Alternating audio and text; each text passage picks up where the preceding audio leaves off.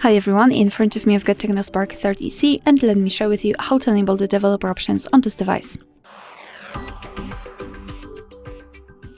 So let's start with opening the settings, and here we have to scroll up to the very top to find My Phone.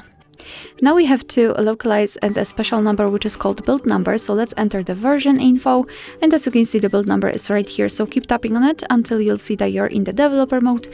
And now we can go back to the general list and scroll down to the very bottom to find the system. Let's tap on it. Now let's scroll down again and enter developer options. And here we've got plenty of advanced settings which we can customize. So for example, we can force the desktop mode, we can disable the USB audio routing.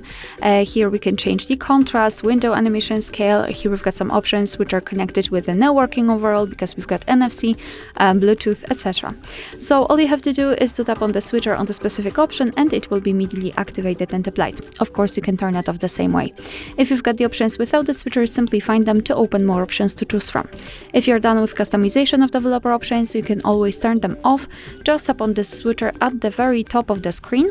And as you can see, most of the options will be inactive, and after getting back to the system settings, the developer options will disappear. But of course, no worries, you can customize them again.